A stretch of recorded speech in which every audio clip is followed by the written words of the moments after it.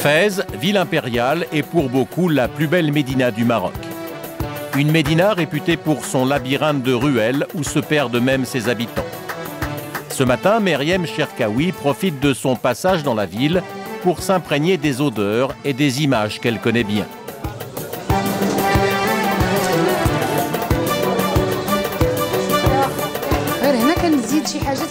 Au détour d'une rue, Meriem s'arrête pour regarder cette femme. Elle fabrique des galettes traditionnelles, des trides, qu'elle fait cuire sur ce four à gaz en forme d'œuf. Quand j'étais petite, j'avais l'habitude de le voir, mais là je le découvre avec un autre œil, c'est-à-dire de la cuisine que je fais, qu'est-ce que je peux faire avec ça? C'est-à-dire le lien qu'il y a entre les deux. Je ferais bien peut-être une petite farce à l'intérieur ou bien l'émietté comme on le fait ici. L'émietté, mais dans ce cas-là, le servir différemment avec une viande saisie, en accompagnement, je sais pas, comme ça. Il faut que je réfléchisse.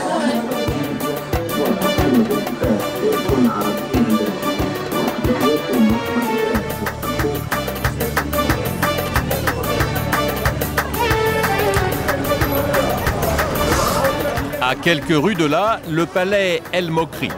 Aujourd'hui se tient le festival d'art culinaire ouvert au public et aux professionnels avec des démonstrations de chefs.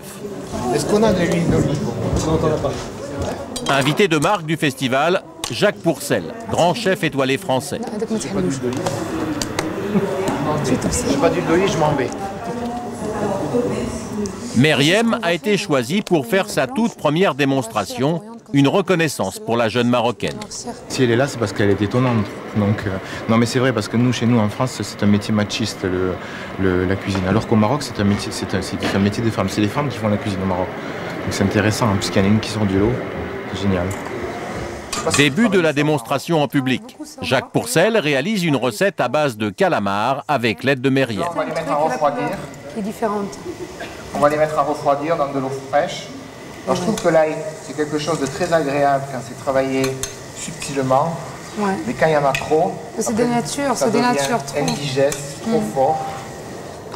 Et donc voilà le premier plat là, la salade de succion à la gelée d'ail. Franchement, c'est salade de tomates. Voilà. Vous pouvez venir le voir si vous voulez. C'est au tour de Meriem, assistée par Jacques Pourcel, tout simplement. Moi, ça me rappelle quand j'étais commis de cuisine. Ouais. On me disait essuie. J'essuyais. Meriem réalise sa spécialité, la souris d'agneau. Un plat qu'elle a appris de sa mère. Donc en fait, tu les as pochés, ça met quand même pas mal de temps à cuire. Combien de temps tu les cuis? Moi, je les cuis 1 heure à 1h30. Ça dépend de la grosseur de la souris. Là, ils sont moyennes. C'est pas des gros, c'est pas des petits. Ce qui fait 1 heure. Pour moi, c'est très bien 1 heure, 1 heure et quart. Après que je les ai poêlés, et après, je les termine au four. D'accord. La souris d'agneau de Meriem fait son effet. Moi, je trouve ça adorable. C'est très très beau. Ça donne envie. Merci beaucoup. Merci. Le public apprécie. Merci. Et en coulisses, Jacques Pourcel aussi. Parce que l'agneau, en fait, il est moelleux. Et là, un petit peu les carottes qui sont légèrement croquantes. Elles sont croquantes, c'est vachement bon. Croquantes et j'adore le mariage entre les deux. Ouais. Et puis, on est bien sur une cuisine française, d'inspiration française, mais on a les saveurs du Maroc. Le coriandre et le salé sucré. Donc, moi, ça, j'adore. Bravo. Un peu plus d'enchaînement. Moi, j'avais rien. Le lendemain, Meriem retourne à la source de son inspiration. Un dimanche en famille à Salé, près de Rabat. Meriem retrouve son mari Philippe et sa fille Marina chez ses parents. Meriem a grandi dans cette ferme. Il y a 25 ans, c'est elle qui taquinait les tortues et les poussins. Regarde Marina, viens voir, Marina, regarde.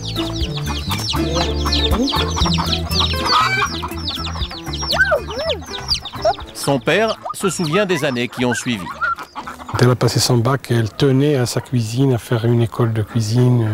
Chaque fois que je lui parlais de la fac ou bien de faire un truc scientifique, elle disait non, moi j'aime pas.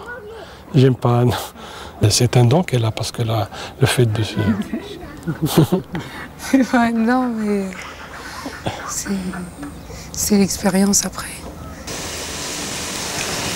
C'est la mère de Meriem qui a initié sa fille. Ne mets pas sur le gigot directement, tu mets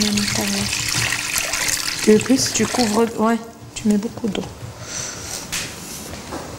Loubna se souvient que Meriem a commencé très tôt à cuisiner. Elle partait au potager, elle cherchait des légumes, elle me dit « Ah maman, aujourd'hui je vais préparer le repas ». Quand elle a commencé un peu à préparer, je dis « Bon d'accord, tu le fais ». Elle a commencé par des petites salades, par des petits plats. Et je crois que son premier plat, tu te rappelles ton premier plat? Vous vous en souvenez, vous? Je me rappelle, c'est la lapin. Ah, mais ça c'est pas marocaine. Ben, c'est un plat que tu as fait toi-même. Ouais, c'est un lapin à la moutarde. C'est un lapin à la moutarde tout simple et toute seule, personne ne lui a jamais montré, et puis elle l'a fait toute seule. Et c'était bon. Et c'était super, ouais. Quel âge elle avait? Quel âge tu avais? 9 ans, 10 ans? Ouais, Hein? je me rappelle plus. 9 ans, 10 ans, hein?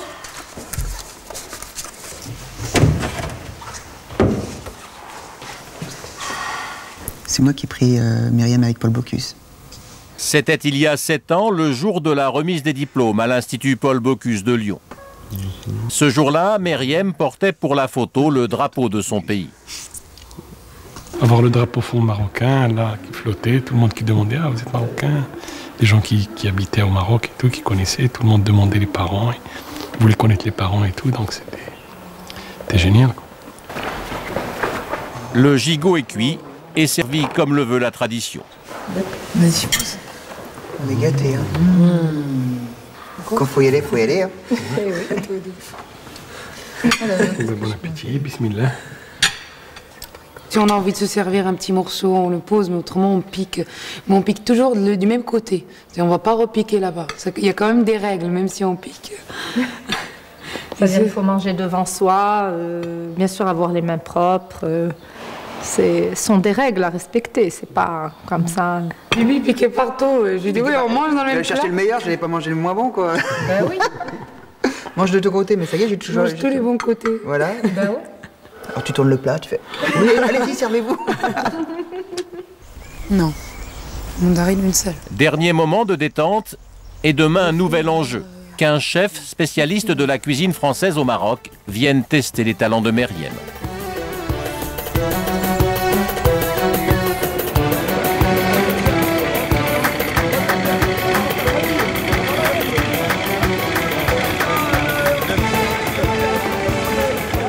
Le lendemain, 6 h du matin, les derniers bateaux déchargent la pêche de la nuit. Ce matin, Meriem Cherkaoui se rend à la Criée en compagnie de 2 amis restaurateurs et de leur poissonnier marocain. On va faire les anchois. Les anchois? Tu mets des sardines dans la carte, toi? Meriem veut choisir elle-même les produits qu'elle servira aujourd'hui au déjeuner qu'elle organise pour les chefs français au Maroc. À midi, tout doit être parfait. Mais là, on est en train de monter les prix, je sais pas, ils sont là. Ils s'en foutent ce matin. Pour son déjeuner des chefs, Meriem cherche des supions, une sorte d'encornet qui entre dans la composition d'un de ses plats. Un souk. 700 dirhams, ça.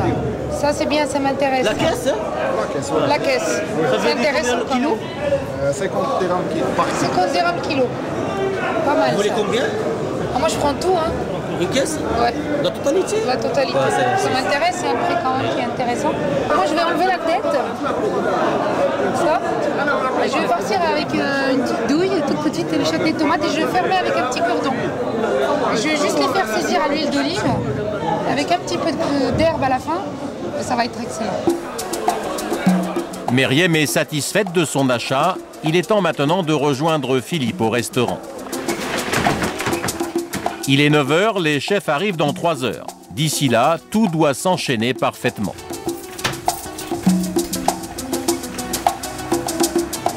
En cuisine, chacun sait ce qu'il a à faire. L'apprenti farcit déjà les supions ramenés de la Criée. L'ambiance est concentrée.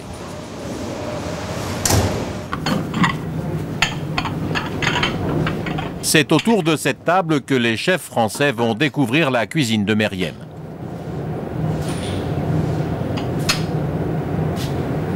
En fait, c'est un menu dégustation. J'ai rien fait de plus. Parce que bon, c'est pas le jour où les chefs vont venir que je vais changer ma carte ou je vais faire quelque chose d'extraordinaire. J'ai pris des plats qu'il y a à la carte. En fait, parce que demain, ils peuvent revenir et il faut qu'ils mangent, il faut qu'ils aient la même impression. Je ne fasse pas quelque chose de plus ou de moins. L'enjeu pour Myriam et Philippe, c'est la reconnaissance de leur père dans un pays où les grands guides français de gastronomie ne se déplacent pas. Il y a des clients qui disent ah, vous aurez facilement une étoile. Ça, c'est sûr, ils disent une sur. Après, ils le disent, mais bon, nous, on ne compte pas dessus. On se fait plaisir, c'est ce qui compte. Midi, les premiers chefs sont là. 15 chefs français installés au Maroc. Chaque année, ils choisissent de déjeuner dans un restaurant qui monte. Et cette fois-ci, c'est celui de Myriam Cherkaoui.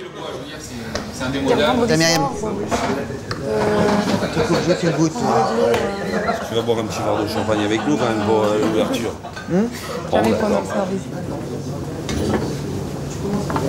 C'est la première fois qu'ils vont juger la cuisine d'une femme.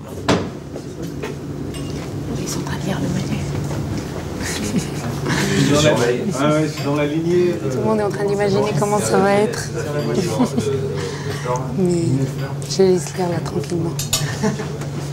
Myriam est prête à montrer à tous ces hommes ce dont elle est capable. Je pense que c'est un milieu qui a été réservé aux hommes pendant longtemps et qu'il y en a quelques-unes qui s'imposent en force et qu'elle en fait partie, quoi. Et qu'on est bien content qu'elle en fasse partie. En cuisine, pas un bruit. Les cuisiniers sont concentrés. Ils savent qu'aucune erreur ne sera tolérée aujourd'hui.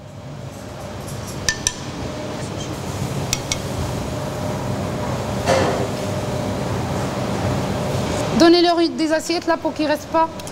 Vas-y. Philippe, aujourd'hui, il est en salle, il fait plus de cuisine. Judas, mais t'es un petit peu relégué quand même, t'es un petit peu au second rôle. Bah, je suis au second rôle, je suis là pour présenter la cuisine de Myriam, quoi. Elle le fait mieux que moi, donc autant qu'on y aille, quoi. Faut être honnête. Bravo. Bravo de l'avouer.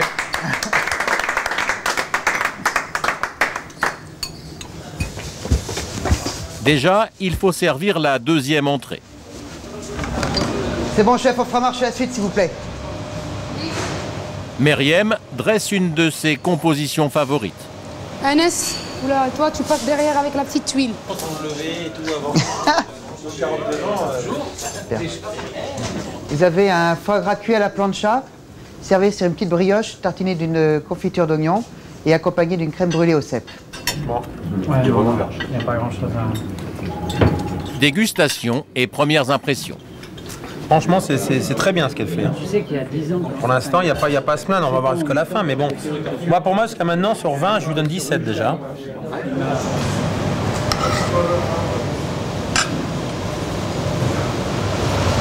Attends, j'envoie ça. Myriam ne sait pas encore qu'elle a déjà fait forte impression. Jus d'agneau, vous dire, ramène-moi un jus d'agneau, hop.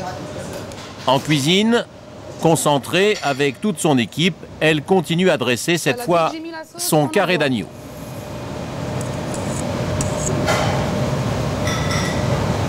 De restaurant, c'est celui-là. C'est clair. Verdict des chefs. Franchement, en jargon en cuisinier, ça tient vraiment la route. Hein. Là, j'étais à 17, là, je monte à 18,5 quand même. Hein. Parce que là, franchement, c'est... La cuisson en perfection, les fèves et les gnocchis, c'est... Mais elle a qu'à toi à faire. 100%. 100%. Non, c'est excellent. Non, j'abonde dans son sens. Il n'y a pas de meilleur repas. Il n'y a pas de meilleur. Il n'y a pas de meilleur repas, mais... 1, 2, 3